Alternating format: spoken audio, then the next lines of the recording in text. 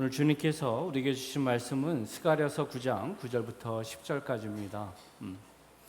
두 절밖에 안 되기 때문에 다 같이 한 목소리로 읽습니다. 시온에 따라 크게 기뻐할지어다. 예루살렘에 따라 즐거이 부를지어다. 보라, 내 왕이 내게 임하시나니 그는 공의로우시며 구원을 베푸시며 겸손하여서 나귀를 타시나니 낙의 작은 것 곧 나귀 새끼니라.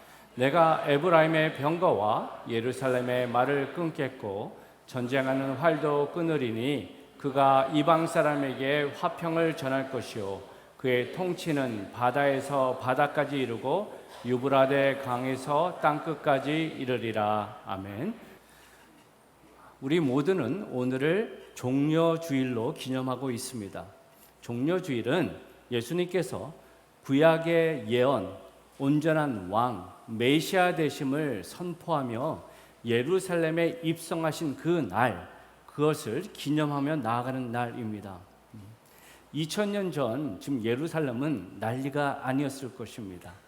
유대인들은요, 절기 가운데 쉐로셋 하 레가림이라는 절기를 말하는데 그것은 성전에 올라가는 절기라 그래서 유대인의 많은 절기들 가운데 특별히 세 개, 유월절, 오순절, 초막절에는 반드시 예루살렘에 올라가서 예배해야 한다 생각했어요. 그 가운데 특히 유월절은 대단했습니다.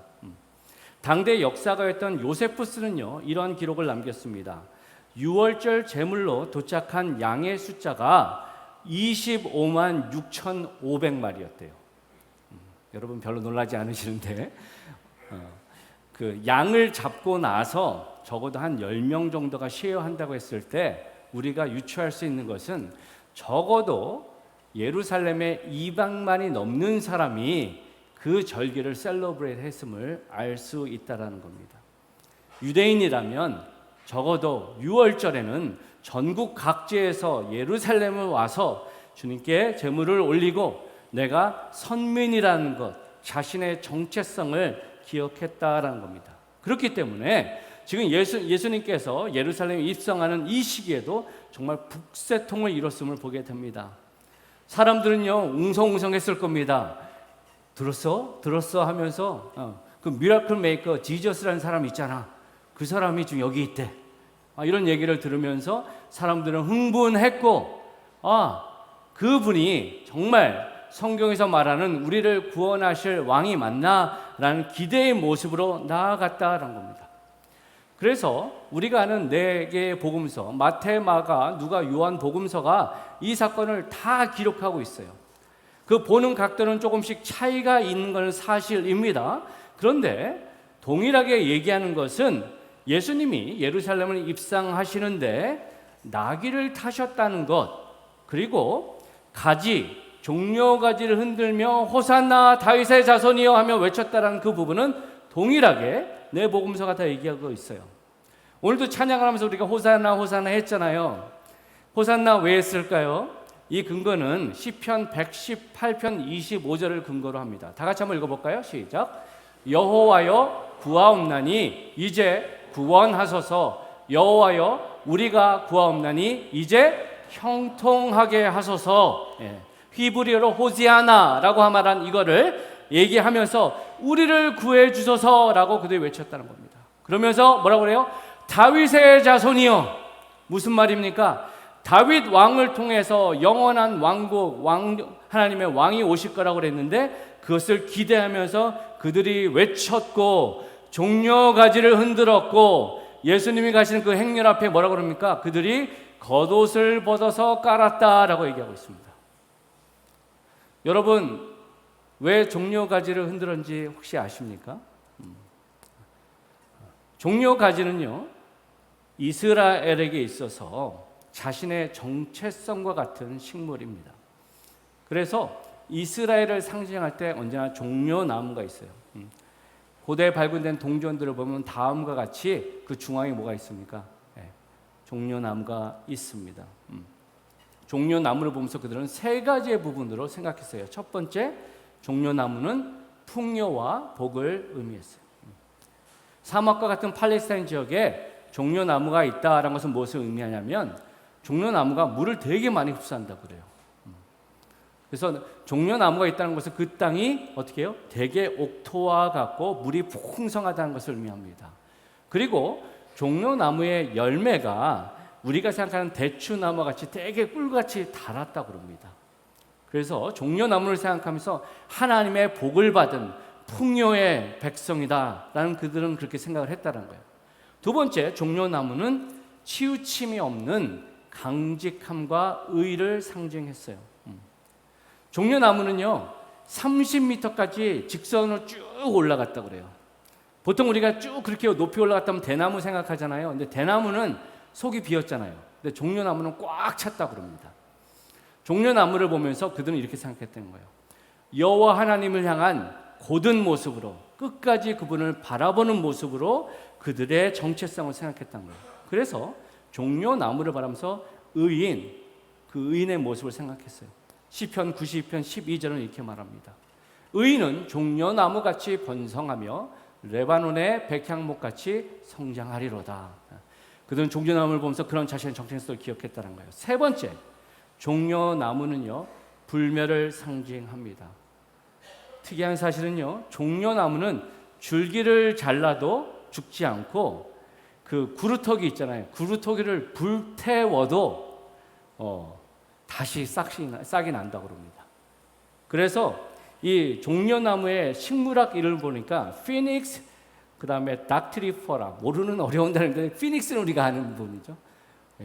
피닉스가 뭐죠? 불사조. 그래서 그 종려나무를 보면서 이스라엘 백성이 이렇게 생각한 거예요. 우리는 헬라 시대를, 로마 시대를 살아도 우리는 끝까지 버텼다. 그들은 그것을 기억했다는 겁니다. 그것이 그들의 민족 정신에 있었다는 거예요. 즉 그들이 지금 종려나무 가지를 흔들면서 예수님을 환영한다는 것은 우리는 불멸의 이스라엘, 이 의로운 우리를 향한 하나님의 뜻을 믿습니다. 그리고 우리가 풍요가 회복될 걸 믿습니다라는 기대로 나아갔다는 거예요. 그리고 그 앞에 겉옷을 깔았다는 그 의미는 이런 거예요. I will follow you. 예수님에 대한 소문을 들었잖아요. 병든 자를 고치시고 놀라운 역사를 보면서 이분이라면 내가 내 인생을 다 바쳐도 결코 아깝지 않다라는 그 고백으로, 헌신의 고백으로 그것을 깔았다라는 겁니다. 그래서 이런 예수님의 그 놀라운 입석의 장면을 보면서 우리는 종려주일이라고 그러기도 하고 Triumphal Entry라고 해서 어떻게요? 승리의 입성, 왕의 승리의 입성이라는 별칭이 있음을 보게 됩니다. 그런데 그런 별칭이 있게 되는 것은 제가 봤었을 때는 NIV 성경의 번역 때문이 아닐까라는 추측을 해봅니다. 9절에 보면 구원을 베푸시며라는 이 번역의 부분을 victorious라고 번역한 부분을 보면서 예수님이 승리의 입성을 하신 것이다. 여러분 한번 잘 생각해 보십시오. 그 장면만 보면 모든 게 다 끝난 것 같아요. 예수님은 더 이상 자신이 누구신지를 숨기지 않고 드러내십니다. 왕의 모습으로. 그죠?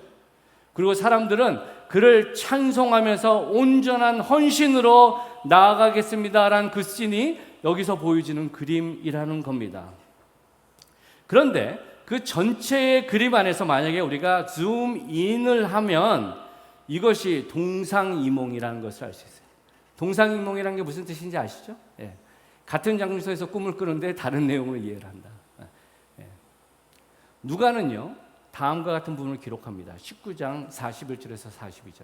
가까이 오사 성을 보시고 우시며 이르시되 너도 오늘 평화에 관한 일을 알았더라면 좋을 뻔하였거니와 지금 내 눈에 숨겨졌더라. 사람들은 지금 환호하고 있습니다. 드디어 우리에겐 진정한 자유와 온전한 파워로 설 수 있는 왕이 오셨다라고 환호하고 있는데 예수님은 울고 계시고 있다는 거예요. 그들의 상황 안에서. 무슨 말이에요? 예수님과 그들의 모습에는 같은 페이지에 있지 않음을 보게 된다는 거예요. 예수님께서 왜 우셨을까요? 무엇을 그들이 알지 못했을까요?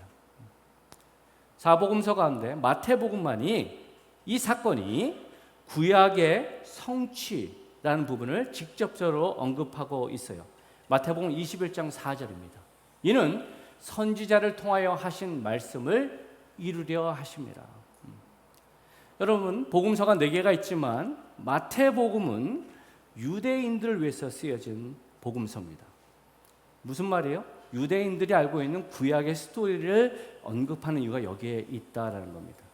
그리고 여기서 말하는 선지자를 통해 하신 말씀이다라는 것이 오늘 저와 여러분이 읽으신 바로 스가랴서 9장 9절부터 10절의 부분입니다.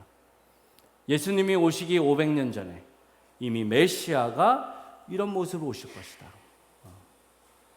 오늘 제가 정말 여러분에게 양해를 구하는 것은 말씀 원문의 부분에 조금 더 건드리고 나가는 것을 여러분들 이해하셨으면 좋겠습니다. 많은 번역본들이 계속 나오다 보니까 의역이 되다 보면 어느 순간인가 내용은 비슷하지만 본문이 얘기하는 걸 놓치기가 쉽거든요. 오늘 본문이 좀 그런 부분이 있어요. 그래서 여러분들이 이해를 구합니다. 우리가 정말 예루살렘에 입성하시는 왕 되신 예수님이 어떤 모습으로 계시는지 저와 여러분이 바로 알 때 그냥 뭣도 모르고 찬양하는 자들이 아니라 진정한 찬양을 올릴 수 있다 확신하기 때문이에요.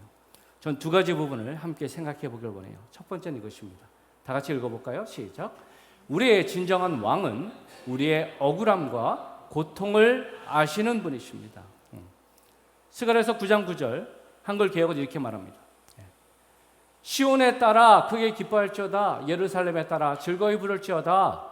보라, 내 왕이 내게 임하시나니 그는 공의로우시며 구원을 베푸시며 겸손하여서 나귀를 타시나니 나귀의 작은 것 곧 나귀 새끼니라.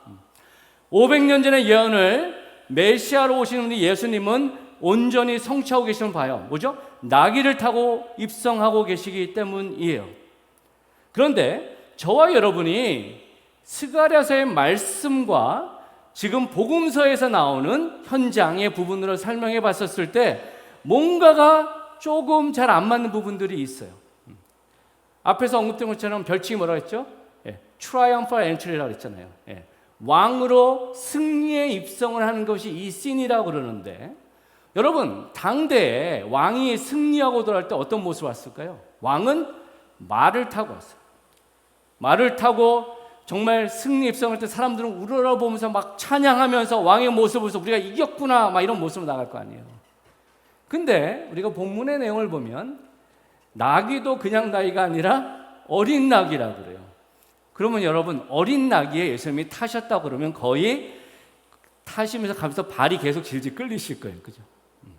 그리고 아마도 많은 성인들은 예수님을 자신의 눈높이의 모습 안에서 예수님의 가는 것을 환영하고 있었을 거예요. 이스라엘 백성 그렇다 치고 만약에 거기에 로마 군병도 있고 많은 이방인들 있었을 때 이게 무슨 코미디인가 했을 거예요. 사람들은 막 환호하고 있는데 위험이 있어 보이지도 않고 되게 하찮은 모습을 볼 수 있었다라는 겁니다. 오늘 이 사건의 부분에 있어서 한글 성경 하나하나의 내용을 보면 예수님에 관한 내용으로는 맞지만 본문이 말하는 내용의 부분에서 우리가 바로 이해하지 못하면 이 씬을 코미디의 모습으로도 이해할 수 있다는 거예요.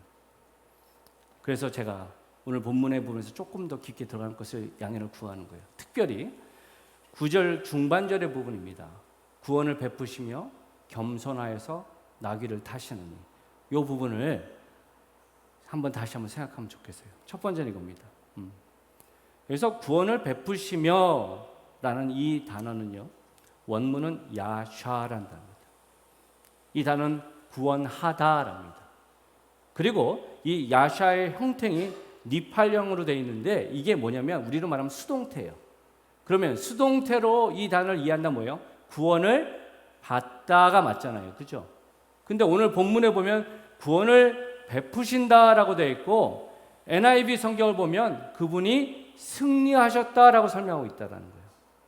이 부분에 있어서 고신 측의 주석은 다음과 같이 그분을 설명해요. 이렇게 해요. 개역개정 성경이 구원을 베푸시며로 번역한 히브리어 표현은 야샤의 니팔령인 노사이다. 이 단어가 니팔령으로 사용되면 승리하다 또는 도움을 받다 의미로 사용된다. 은연 중에 이 말씀을 설명하면서 NIV 성경을 지지하는 것처럼 보이죠. 그래서 은혜를 베푸시다보다 승리하셨다의 부분을 설명을 하는데 저는 다른 의견에 동의합니다. 우리가 성경을 볼 때 영어 성경을 몇 군데를 본다고 했을 때 메이저로 보통 3-4개는 보잖아요.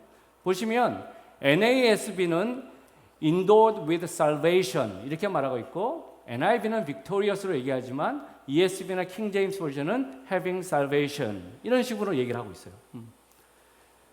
목사들이요 원문에 가까운 부분을 볼 때 대부분 보는 성경이 NASB입니다.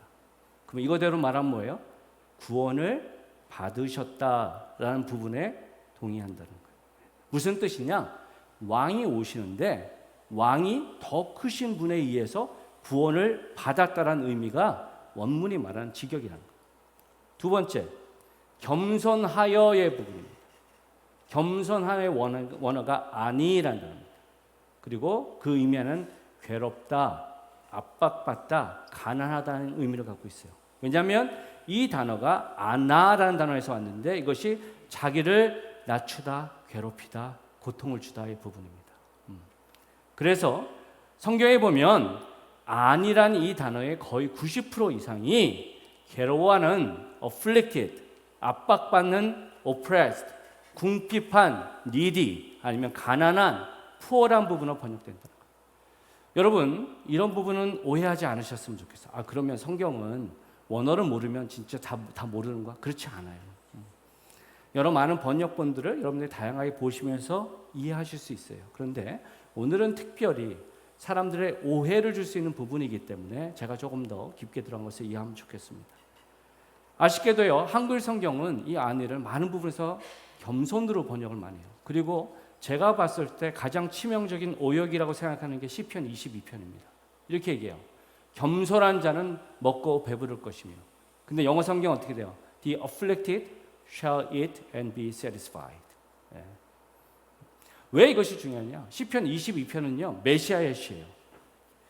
다윗이 사울 왕에게 쫓기면서 힘들고 어려운 상황 가운데 고통당하는 상황 가운데 여호와 하나님께서 보호하셨다라는 부분을 그가 찬양하며 나갔던 이 시기를 읽기 때문에 메시아시라고 그러는데 단지 겸손하기 때문에 배부르다가 아니라 힘들고 어려운 상황 가운데에서도 여호와 하나님께서 긍휼로 그를 어떻게 해요?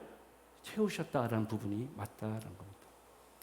이걸로 이어서 볼 때 한글 성경은 이렇게 얘기하잖아요. 개역개정은 겸손하여서 나귀를 타시나니 꼭 마치 예수님이 겸손하시기 때문에 나귀를 타셨다. 예수님 겸손하신 건 맞죠.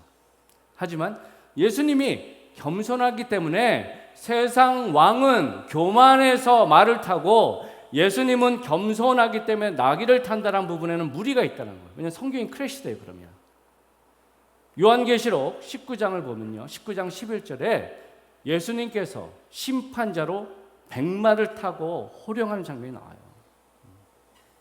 그렇기 때문에 겸손하기 때문에 나귀를 탔다의 해석으로 나귀를 부르는 무리가 있다는 거예요. 그렇다면 왕과 메시아에 대한 왕과 나귀와의 관계를 다른 부분에서 우리가 말씀을 봐야 되는데 성경의 창세기 49장으로 올라가야 됩니다. 창세기 49장에는 어떤 내용이 있냐면요. 야곱, 이스라엘이 죽음을 앞두고 자신의 12아들에게 어떻게 해요? 유언을 하는 장면이 나와요. 그 유언은 당신이 단지 잘 먹고 잘 살아가 아니라 예언적 선포와 같습니다. 넷째 아들 유다에 대한 선포를 10절에 이렇게 그런 말했어요. 우리 다 같이 한번 읽어볼까요? 시작. 규가 유다를 떠나지 아니하며 통치자의 지팡이가 그 발 사이에 떠나지 아니하기를 실로가 오시기까지 이르리니 그에게 모든 백성이 복종하리로다. 규가 떠나지 않는데요. 규가 뭐죠, 여러분? 셉터라고 영어로 되어 있는데 왕홀, 왕이면 이렇게 금 막대기에다 아름답게 되어 있는 그 있잖아요. 그거를 규라고 그럽니다. 유다 니네 지파에는 왕권을 위한 그것이 부여될 거고 어떻게 그것이 영원할 거야 라고 선포하고 있다라는 겁니다. 그러면서 이어지는 11절에 이렇게 말합니다. 그의 나귀를 포도나무에 매며 그의 암나귀 새끼를 아름다운 포도나무에 맬 것이며 또 그 옷을 포도주에 빨며 그의 복장을 포도즙에 빨리로다. 왕과 나귀가 직결되어 있음을 보게 된다는 겁니다. 그리고 우리가 아는 사실은 나귀는 순종을 상징하는 동물이라는 거예요.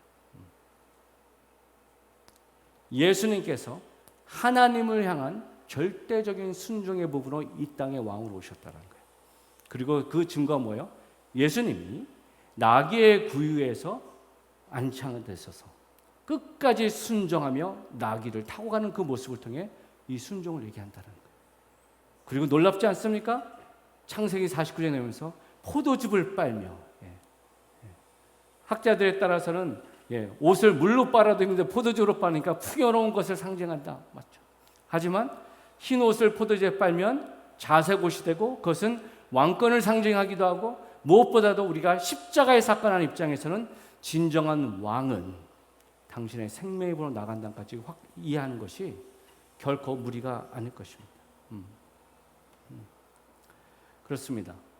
오늘 본문에서 나오는 부분에서 단지 겸손하기 때문에 나귀를 타는 것이 아니라 나귀는 하나님의 놀라운 비밀의 부분이라는 겁니다. 그렇다면 이 사건을 보다 구체적으로 어떻게 이해할 수 있을까요? 여러분, 스가랴서에 정말 저명한 학자가 있습니다. 닥터 마이클 스티드라는 분인데 그분께서 다른 주석과는 다른 부분에서 우리가 도전하는데 이런 부분을 얘기해요. 구약에서 보통 왕이 나귀를 타지 않지만 하나님이 세우신 왕이 나귀를 탄 사건이 한 번 있습니다라고 말해요. 그리고 그 사건이 어디 나오냐면 사무엘하 15장에서 16장에 나와요. 다윗이 왕이었을 때입니다.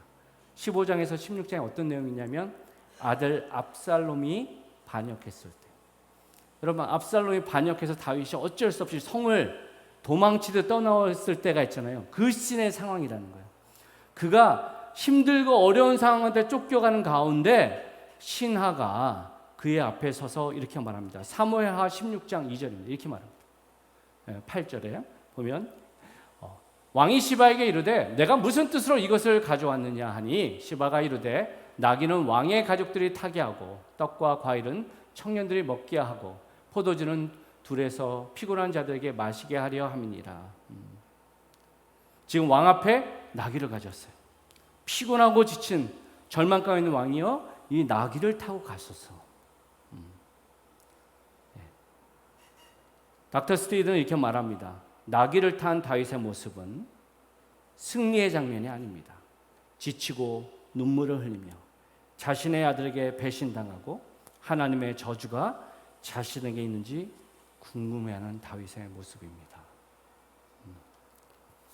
이런 모습 가운데 연관된 성전을 올라가는 시가 시편 118편이에요. 13절에서 14절입니다. 우리 다 같이 한번 읽어볼까요? 시작.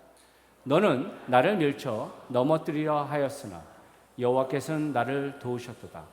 여호와는 나의 능력과 찬송이시요 또 나의 구원이 되셨도다. 여러분, 이 말씀 전반적인 내용들을 다 정리해서 지금 말씀드린 스가랴서 9절을 다시 한번 설명하면 이렇게 풀어집니다. 온전한 왕으로 오신 예수님은 나귀를 타고 오십니다. 그것은 하나님의 영원한 왕이 나귀를 타고 오심에 대한 예언의 성취입니다. 그런데 그 나귀를 타고 계신 왕은 고통과 아픔 속에 있습니다. 배신과 저주의 모습에 갈기갈기 찢겨 있고 억눌려 있고 아파합니다. 하지만 그런 그를 하나님이 구원하셨습니다. 그리고 그것을 바로 이루신 분이 바로 공의로우신 참된 왕이 되십니다. 예수님께서 그러한 모습에 승리는 분명히 하셨습니다. 하지만 그 과정의 부분을 우리가 간과하면 안 된다는 겁니다. 그래서 이사야서 11장 3절에서 5절은 이렇게 말해요. 그가 여호와를 경외함으로 즐거움을 삼을 것이며 그의 눈에 보이는 대로 심판하지 아니하며 그의 귀에 들리는 대로 판단하지 아니하며 공의로 가난한 자를 심판하며 정직으로 세상의 겸손한 자를 판단할 것이며 그의 입에 막대기로 세상을 치며 그의 입술의 기운으로 악을 죽일 것이며 악인을 죽일 것이며 공의로 그의 허리띠를 삼으며 성실로 그의 몸의 띠를 삼으리라. 진정한 우리의 왕 되신 예수님은 저 위에서 우리를 그냥 내려보는 분이 아니라 가장 낮은 곳에서 고통당하고 아파하는 자의 그 삶의 자리를 당신이 살아내셨고, 그것을 어떻게 해요? 하나님의 은혜 가운데 구원받은 위로자 되신다. 저와 여러분이 그 부분을 바로 알 때 우리의 신앙과 주님을 바라보는 모습이 달라질 겁니다. 우리가 이 땅을 살아가면서 우리가 하나님의 백성이기 때문에, 예수를 믿기 때문에 크고 작은 어려움을 당합니다. 오해도 받습니다. 때로는 우리가 간구하지만 그 자리에서 하나님이 우리를 구원하시지 않을 수 있습니다. 문제가 해결되지 못할 수 있습니다. 하지만 우리가 기억해야 할 사실은 뭐예요? 우리 주님이 아신다는 거. 우리의 눈물을 아신다는 거. 우리의 믿음의 결단을 아신다는 거. 우리의 몸부림을 아신다는 거예요. 여러분, 그거면 된 거 아닌가요? 당장 지금 상황이 내가 생각하는 답이 아니라 할지라도 우리가 그것을 바로 기억하며 나아갈 때 그것이 주님이 우리 찾으시는 바른 예배자고 성도일 줄 믿습니다. 우리가 그것을 볼 때 예수님이 가르치신 팔복이 다시 보여져요. 마태복음 5장 3절에 보면 이렇게 하죠. 심령이 가난한 자는 복이 있나니 천국이 그될 것입니다. 심령이 가난한 자가 뭐예요? 주님 없이는 저 살 수 없어요. 그런 자가 천국이 그될 것이다. 10절에도 의를 위하여 박해를 받는 자는 복이 있나니 천국이 그될 것입니다. 결과가 다 똑같죠? 네. 여러분, 천국의 왕이 누구예요? 예수 그리스도입니다. 그죠? 네. 그분께서 이 땅을 살아가시면서 궁핍하고 가난하고 연약한 자의 삶을 사셨고, 의 때문에 핍박을 당하는 삶을 살으셨고, 하지만 그 모습을 통해 생명이 이루어졌고 저와 여러분이 그것을 따르는 모습에 있다라는 겁니다. 바라기는 예루살렘을 입성하시는 예수님 앞에 저와 여러분이 바른 시각으로 알고 바른 모습으로 찬양하며 나아가는 우리 모두가 되시길 축원합니다. 두 번째, 함께 읽습니다. 시작. 우리의 진정한 왕은 참 안식과 평화를 주시는 분이십니다. 10절은 이렇게 말합니다. 내가 에브라임의 병거와 예루살렘의 말을 끊겠고 전쟁하는 활도 끊으리니 그가 이방 사람에게 화평을 전할 것이요 그의 통치는 바다에서 바다까지 이르고 유브라데 강에서 땅 끝까지 이르리라. 지금 주어가 내가라고 시작합니다. 그러면 누가 말하는 거예요? 여호와 하나님이 지금 말씀하시는 겁니다. 그러면서 말해요. 에브라임과 그 다음에 예루살렘을 얘기했어요. 에브라임은 여러분 북이스라엘을 상징하는 거 알고 계시죠? 예. 북이스라엘 창시한 여로보암이 에브라임 출신입니다. 그리고 에브라임의 그 가문이 득세를 이뤘었죠. 그리고 예루살렘, 예루살렘은 남유다를 얘기하는 거죠. 무슨 말이에요? 북이스라엘과 남유다의 아내, 그것은 하나님의 놀라운 백성 아내, 그리고 더 궁극적으로는 성도 안에 이것을 이룰 거야 라고 말하고 있는데, 거기서 뭘 말해요? 지금 병거와 말과 활을 끊는다고 얘기하고 있습니다. 요거는요 토르 패키지예요. 그 당시 때 표현. 병거와 말과 활을 얘기하면 가장 강력한 무기를 삽니다. 고대 메소포타미아와 이집트에서는 이런 걸 얘기하면 요즘 말은 이겁니다. 핵무기를 빼낼 것이다. 이런 뜻입니다. 여러분 한번 생각해 보세요. 무기가 무슨 역할을 하죠? 우리가 생각할 때 무기는 남을 공격하기 위해서 생각을 하지만 근본적인 이유는 뭐예요? 자기를 방어하기 위해서요. 이 땅에서의 평화는 뭐예요? 내가 힘이 있을 때 이루어진다라고 세상은 말하죠. 그 무기를 갖고 나아가는 모습을 통해 남들이 감히 공격하지 못하고 평화를 누릴 수 있다라고 생각하는데, 지금 여호와 하나님께서 내가 그것들 다 빼낼 거야 라고 얘기하는 핵심 파트는 뭐예요? 너희들에게 그것이 필요 없어. 너희들에게 진정한 평안이 있을 거야 라고 말하는 겁니다. 이사야서 11장 13절은 이렇게 말합니다. 에브라임의 질투는 없어지고 유다를 괴롭게 하던 자들은 끊어지며 에브라임은 유다를 질투하지 않으며 유다는 에브라임을 괴롭게 하지 아니할 것이요. 무슨 말입니까? 믿음의 백성 안에 그들 안에 서로 싸우고 서로 불평하고 서로 시기하는 것들을 내가 다 빼낼 거야. 참된 평화를 이룰 거야 라는 부분입니다. 그러면서 당대 이스라엘은 결코 상상도 할 수 없는 예언의 메시지를 이어서 말합니다. 그것은 뭐냐면 그가 이방 사람에게 화평을 전하게 할 것이요. 내가는 여호와 하나님을 얘기하는 거고, 그가는 3인칭 단수의 그가는 누구를 얘기해요? 메시아 예수 그리스도를 얘기하는 거예요. 그분을 통해서 화평을 이루게 할 거야. 그리고 궁극적으로 뭐예요? 그들의 백성을 통해서 화평을 이루게 할 거야 라고 말합니다. 미가서 4장 3절에서 4절 이렇게 말합니다. 그가 많은 민족을 사이에 이를 심판하시며 먼 곳 강한 이방 사람들을 판결하시리니 우리가 그 칼을 쳐서 보습을 만들고 창을 쳐서 낫을 만들 것이며 뭐예요? 무기를 만들어서 농사에 필요한 기구를 만들 것이다 말합니다. 이 나라와 저 나라가 다시는 칼을 들고 서로 치지 아니하며 다시는 전쟁을 연습하지 아니하고 각 사람이 자기 포도나무 아래와 자기 무화과 나무 아래에 앉을 것이라. 그들을 더럽게 할 자가 없으리니 이는 만군의 여호와의 입이 이같이 말씀하셨습니다. 하나님의 놀라운 열심이 당신의 백성 안에 있는 그 불의와 화평치 못한 부분을 회복시킬 것이고, 메시아 되신 그 분께서 어떻게 해요? 진정한 화평의 감격을 어떻게 해요? 열방을 향해 이루어 나가실 것이라는 것을 계속해서 구약의 선지자들은 선포하고 있습니다. 여러분 믿으십니까? 우리가요 성경 말씀을 전체적으로 다 보면 말씀이 얼마나 살아있고 우리가 얼마나 확신을 갖고 살 수 있는지를 알게 한다는 거예요.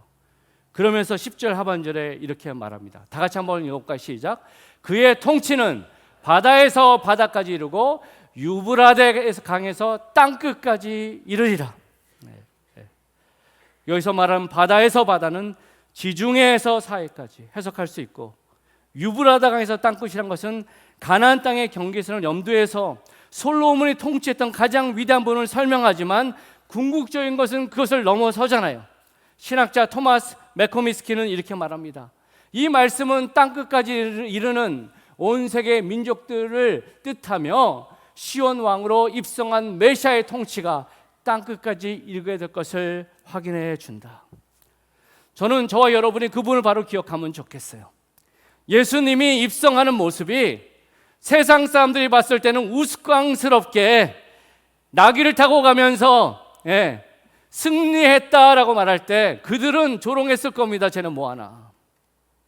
그런데 그게 단순히 겸손하기 때문에 이 나귀를 탄 게 아니라, 그 나귀를 타신 예수님은 고난과 고통과 아픔 가운데에서, 하지만 그것이 참된 승리와 생명인 것을 아시면서 순종하며 나아가셨고, 예수님이 죽기까지 순종하신 그 결과를 통해서 결과가 뭡니까?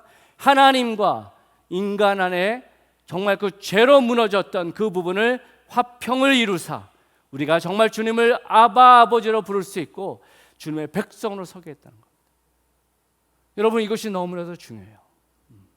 우리가 이 땅을 살면서 세상과 비교하면 세상은 여전히 훌륭한 말을 타고 오는 위대하고 아름다운 모습처럼 보일 수 있어요. 우리가 하는 모습은 너무나도 초라하고 부족해 보일 수 있어요. 하지만 그것이 본질이 아니라는 겁니다. 우리가 그것을 바로 기억하며 나아갈 때 주님께서 이루신 화평을 바로 이루며 나아갈 줄 믿습니다. 예수님께서 가르치시는 그 팔복의 8절 이렇게 말합니다. 다 같이 한번 읽어볼까요? 시작. 화평하게 하는 자는 복이 있나니 그들이 하나님의 아들이라 일컬음을 받을 것입니다. 피스메이커라는 거예요. 피스키퍼가 아니라. 이 땅을 살아가면서 피스키퍼는 사람들이 불편한 얘기들을 하지 않아요. 그죠? 문제를 일으키고 싶지 않은 거예요. 근데 진정한 피스메이커는 뭐예요? 잘못된 것을 잘못됐다고 말해 줄 수 있어야 돼요. 판단하는 모습이 아니라 사랑의 모습으로. 때론 그것 때문에 오해한다 할지라도 품고 나가는 그 모습이 될 때 예수님이 피스메이커로 오셨습니다. 그리고 저와 여러분이 어떻게 해요? 피스메이커로 부르신다는 거예요. 그럴 때 하나님의 아들이라 일컬음을 받게 될 것이다. 저와 여러분은 아무나가 아닙니다. 하나님의 귀한 아두가 딸입니다. 그리고 그 사명이 있다는 것을 꼭 기억하면 좋겠어요. 말씀을 마무리합니다. 줌아웃해서 그 씬을 봤었을 때는 그들은 환호하며 모든 것이 다 된 줄 알았어요. 그리고 그들의 보는 그림에서 뭐가 있었죠? 아, 이제 모든 문제가 다 해결될 거야. 그 사람은 대단한 능력이 있대. 구약에서 말한 예언자의 모습처럼 정말 우리의 모든 문제를 해결해 줄 거야. 나의 직업의 어려운 부분들, 내 커리어의 어려운 부분들, 내 물질의 어려운 부분들, 그것들 다 해결해 줄 거야 라는 모습으로 그들은 환영했다면, 줌인에서 예수님께서 보여주신 그 모습은 뭐예요? 나는 이스라엘의 왕이 아니라 열국의 왕이다. 내가 회복하고자 하는 그 부분은 너의 껍데기가 아니라 너의 본질의 부분이다. 그 본질의 부분, 그 고통을 내가 알고 그것을 위해서 내가 이 십자가의 길, 죽음의 길, 그 고통의 길을 걸어간다. 사랑하는 성도 여러분, 패션위크를 저희들이 지나가면서 그분을 꼭 기억하면 좋겠어요. 2000년에 있었던 어떤 사건, 그것을 기념하기 위한 부분이 아니라 지금도 살아 계셔서 우리와 함께 하신 하나님께서 나의 억울함과 나의 고통을 아시고, 또한 그분께서 나의 진정한 평화가 되시고, 또한 우리에게 참된 평화를, 평안을 나누는 성도로 기대하신다는 것을 꼭 기억하면 좋겠습니다. 그럴 때 우리가 진정한 성도로서 십자가의 보혈의 피가 결코 헛되지 않은 주님의 아들, 딸로서 바로 설 줄 믿습니다. 그러한 감격으로 주님을 찬양하며 나가시기를 높으신 예수님의 이름으로 축원드립니다. 아멘.